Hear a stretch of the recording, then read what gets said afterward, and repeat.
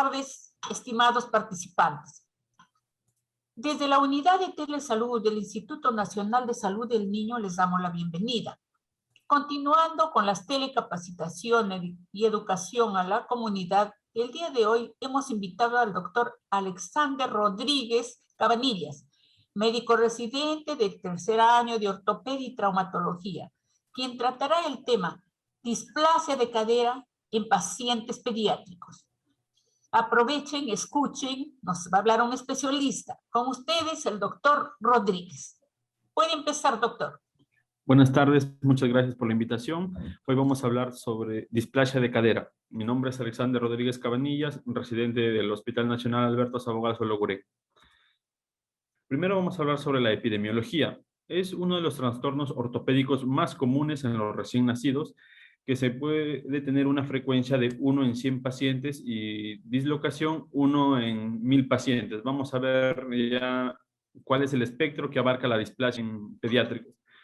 Es más común en mujeres, de 6-1, y principalmente ya que los ligamentos son un poco más laxos, y la localización anatómica es más común en la cadera izquierda debido a la posición intrauterina más frecuente, que es occipito anterior izquierda, ¿no? Y es bilateral en un 20%. Entre los factores de riesgos, primogénito,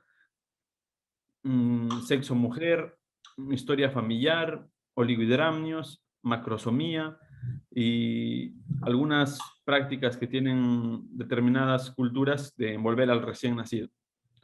El espectro de enfermedades que abarca es displasia, que es un acetábulo poco profundo, poco desarrollado, una subluxación, que es un desplazamiento de la articulación con algo de contacto restante entre las superficies articulares, dislocación, que es un desplazamiento completo de la articulación sin contacto entre las superficies articulares, y también se habla del concepto de una cadera teratológica. Es una cadera dislocada, intraútero, irreductible al examen neonatal. Y hay formación de un pseudoacetábulo en una posición no adecuada. Y displasia tardía es una displasia en adolescentes, es pacientes con una cadera mecánicamente estable, reducida en su posición adecuada, pero displásica. La etiología, ¿qué es lo que sucede? Primero, al haber el recién nacido hay una inestabilidad inicial. Después hay una subluxación. Esta subluxación conlleva una dislocación gradual y esta dislocación se vuelve crónica en el transcurso del proceso de la enfermedad. Las características que podemos encontrar en una cadera displásica y las características que se van añadiendo a medida que va pasando el tiempo en un paciente que tiene una displasia es un engrosamiento del ligamento teres, hipertrofia del ligamento transverso, aumento de la anteversión femoral, aplanamiento de la cabeza femoral, aumento de la anteversión femoral, disminución del techo acetabular y podemos encontrar un engrosamiento de la pared medial. En el examen físico vamos a ver que diferentes cosas se pueden encontrar en diferentes edades. En menores de 3 meses, lo que se usa son las maniobras de Barlow o Ortolani, que ya las vamos a ver más adelante, y el signo de Galeazzi, ¿no? Que es una asimetría del nivel de las rodillas al tener al paciente en decúbito dorsal con las caderas flexionadas 90 grados, ¿no? Entre los 3 meses y 1 año hay una limitación a la abducción, como podemos ver en la imagen inferior. Hay un predominio de la discrepancia en la longitud de las piernas y acá podemos usar la prueba de Klisyk, ¿no? Al crear una línea imaginaria que va del trocánter hacia la espina ilíaca anterosuperior, esta línea debe apuntar al ombligo. Cuando esta línea apunta al espacio entre el ombligo y la sínfisis, uno hay que sospechar de que hay alguna cadera displásica, ¿no? En mayores de 1 año, hasta cuando ya camine el paciente, se puede encontrar lordosis lumbar, oblicuidad pélvica, la marcha en Trendelenburg, que es una mancha cojeante, y el paciente camina en puntillas para compensar el acortamiento del miembro afectado, ¿no? Acá, como vemos, la maniobra de Barlow y Ortolani. La maniobra de Barlow es una maniobra que sirve para valorar si la cadera se luxa. Con la cadera en flexión 90 grados, se hace una fuerza axial para provocar una dislocación y se evalúa, se evalúa que la cadera sale de su sitio, ¿no? Al realizar esta maniobra y y al realizar la maniobra de Ortolani es una maniobra que reduce la cadera y nos corrobora que la cadera ha estado luxada, ¿no? Se hace una abducción y se hace una tracción del fémur, una tracción axial para poder regresar la cadera a su sitio, como podemos ver en las imágenes aquí en la derecha, ¿no? Las imágenes que podemos usar. Hasta los 4 meses, la imagen ideal para usar es el ultrasonido, ya que esta puede provocar falsos positivos si se realiza antes de las 4 a 6 semanas.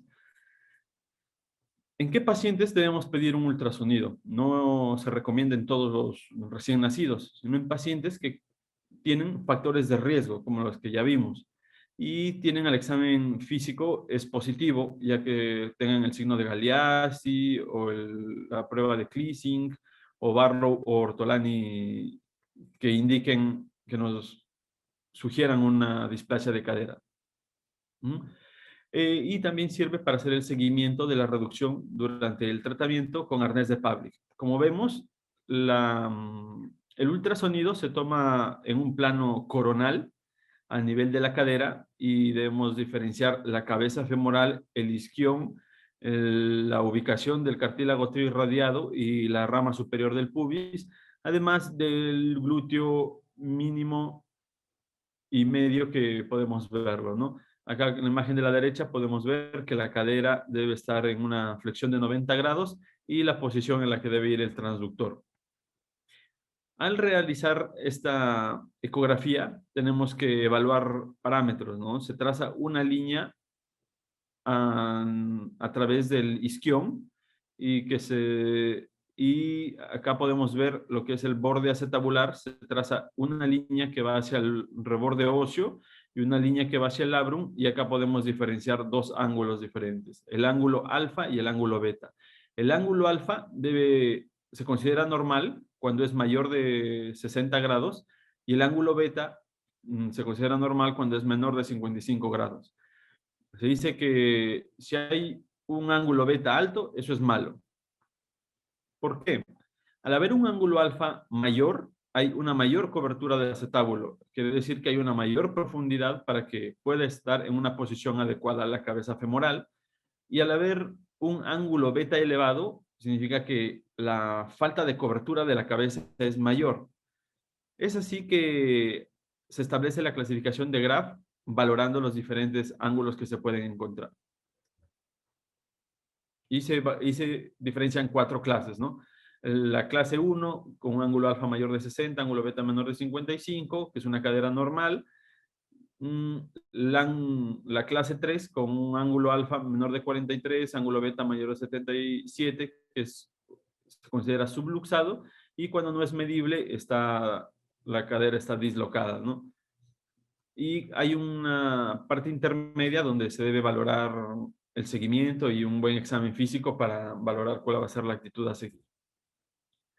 La radiografía. La radiografía se usa a partir de los 4 a 6 meses. Igual se usa en pacientes con un examen físico positivo que tenga una discrepancia en la longitud de las piernas, una simetría en el pliegue glúteo. Entonces, acá podemos solicitar la radiografía anteroposterior y hay que valorar diferentes líneas y puntos anatómicos. Tenemos la línea de Hilgen-Reiner, que es una línea horizontal que pasa a la altura del cartílago trirradiado, que podemos ver acá el cartílago trirradiado con una X. La línea horizontal que pasa es la línea de Hilgen-Reiner. La línea de Perkins, que es una línea perpendicular a la línea de Hilgen-Reiner que pasa a nivel del borde lateral del acetábulo, como podemos ver acá con un circulito amarillo que marca en la imagen. El índice acetabular, que es el ángulo que forma el acetábulo con la línea de Hilgen-Reiner. Entonces, acá tenemos que la osificación femoral debe estar inferior a la línea de Hilgen-Reiner, la osificación femoral. Y la osificación de la cabeza femoral debe estar medial a la línea de Perkins. Entonces, como vemos acá, la cabeza está lateral a la línea de Perkins y la osificación femoral está superior. Esta es una cadera displásica. ¿Ya? Además, tenemos acá en la imagen derecha, podemos ver que hay una línea que también nos ayuda a diagnosticar, que es la línea de Shenton. La línea de Shenton es una línea que es la continuación del borde medial del fémur con la rama púbica. Debe haber una secuencia. Cuando no hay una secuencia, se piensa que hay una displasia de cadera, una dislocación de cadera, ¿no? Y el índice acetabular puede ser menor de 25 grados en menores de 6 meses. El tratamiento es diferente a diferentes edades. Hay que hacer siempre una buena evaluación a los pacientes pediátricos, ya que esta patología puede pasar desapercibida. Y al pasar el tiempo, el tratamiento es más cruento, más agresivo y la respuesta es menor. Entonces, en pacientes menores de 6 meses, el tratamiento es no quirúrgico. La cadera es en pacientes con cadera reductible y una función muscular normal. Vamos a ver que en pacientes con habilidades especiales o con trastornos neuromusculares, el manejo es un poco diferente. Entonces, el arnés de Pavlik. El arnés de Pavlik, como vemos en esta imagen, permite que la cadera esté en una flexión y en una abducción controlada para que pueda formar un acetábulo y ya se va haciendo el seguimiento cada 2 semanas y eso debe usarlo por 2 meses. Entre 6 y 18 meses se hace una reducción cerrada y se coloca un yeso en espiga o un yeso pelvipedio, igual con la cadera en flexión y en abducción. Mayor a 18 meses ya se recomienda hacer una reducción abierta, se hace una cirugía y se coloca igual un yeso pelvipedio. En mayores de 2 años se hacen osteotomías femorales, se hace una cirugía, un corte en el fémur y se realinea la cabeza femoral para que pueda tener congruencia con el acetábulo. Y en mayores de 4 años ya se recomiendan una reducción abierta y osteotomías pélvicas que son reconstructivas y de rescate, como vamos a ver más adelante. Entonces, las características para colocar un buen arnés de Pavlik. Las correas anteriores flexionan la cadera en una flexión de 90 grados. Eso evita la extensión. Las correas posteriores evitan la aducción.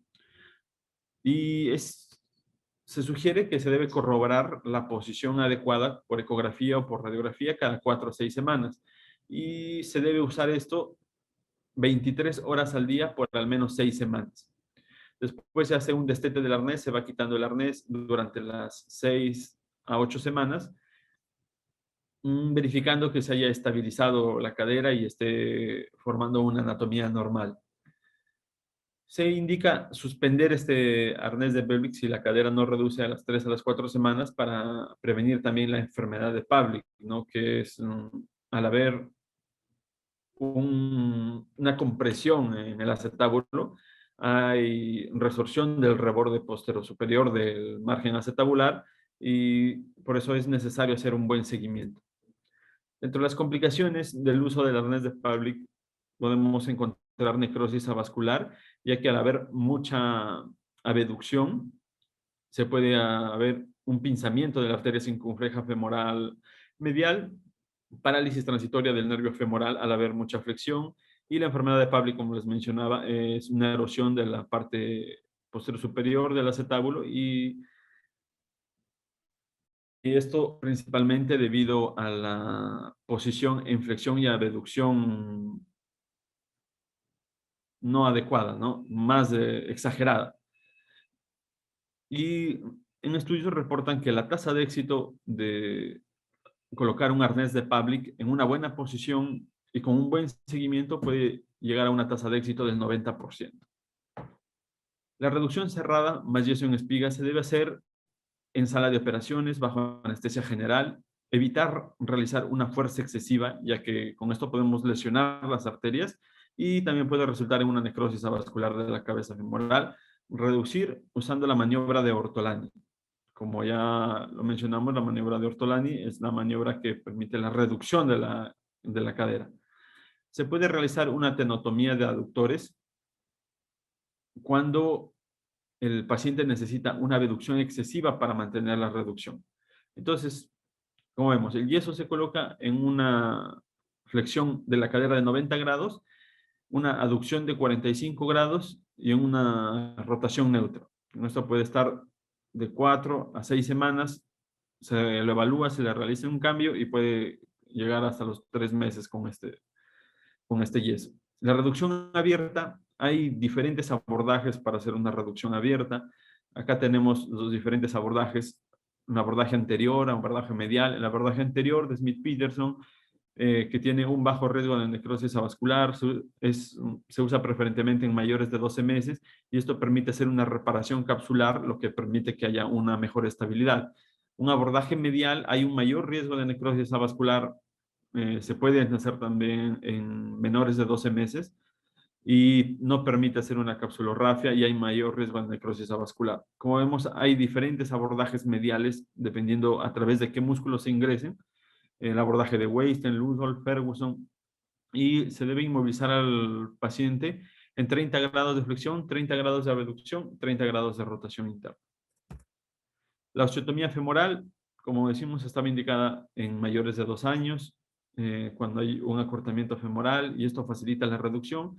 Hay poco riesgo de necrosis avascular ya que no se trabaja en la cabeza femoral y alivia la tensión producida por una cadera que se reduce. Al reducir la cadera, aumenta la tensión cuando el miembro está cortado y al hacer una osteotomía femoral reduce la tensión de la cadera.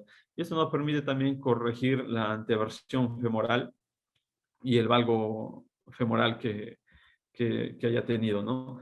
Dentro de las osteotomías pélvicas tenemos diferentes osteotomías. Como podemos ver, la osteotomía de Salter mejora la cobertura anterolateral, se hace un corte a nivel de la unión iliopúbica que llega hasta la escotadura asiática y se coloca un pequeño injerto a nivel del corte que se ha hecho, ¿no? Y esto mejora la cobertura anterolateral. Esto puede alargar la pierna hasta 1 centímetro, con lo que ayuda a compensar el acortamiento y mejora la cobertura de la cabeza hasta 20 a 25 grados lateral y 10 a 15 grados anterior. El triple steel también es un procedimiento de reorientación acetabular. Es semejante al anterior, solo que hay 2 cortes más en las ramas púbicas. Esas se prefieren en niños mayores, ya que su pubis no rota bien y esta se realiza cuando los cartílagos trirradiados está abierto, ¿no? Acá tenemos otra, la osteotomía periacetabular de Gans. Es una osteotomía que se realiza cuando el cartílago trirradiado aún está cerrado. Técnicamente es más difícil y permite que la columna posterior y el anillo pélvico estén intactos y los pacientes pueden cargar peso temprano. La osteotomía de Pemberton es para displasias de cadera moderadas a graves. Es más versátil y el cartílago trirradiado debe estar abierto. La osteotomía de Dega, preferido en pacientes con luxaciones neuromusculares y pacientes con deficiencia acetabular posterior y se usa en casos severos, ¿no? La osteotomía de rescate ya es en pacientes que ya han hecho todo el proceso de una displasia de cadera, una cadera luxada que ya tiene buen tiempo. Este procedimiento se realiza principalmente en mayores de 8 años.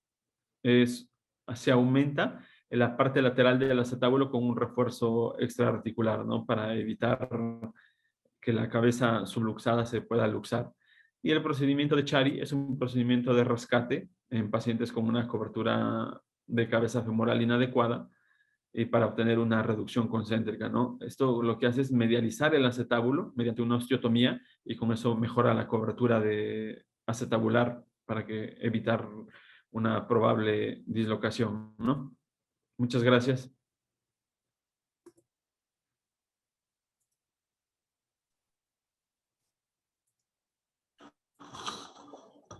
Gracias, doctor. Buena exposición. Vamos a pasar a revisar las preguntas.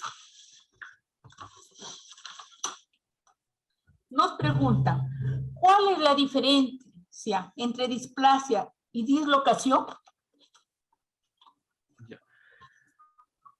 La displasia de cadera abarca un grupo de patologías que primero hay una malformación del acetábulo. Cuando la cadera todavía está en esa posición, el paciente puede ya tener una displasia por una falta de cobertura, pero no está luxado o dislocado, como se lo suele llamar.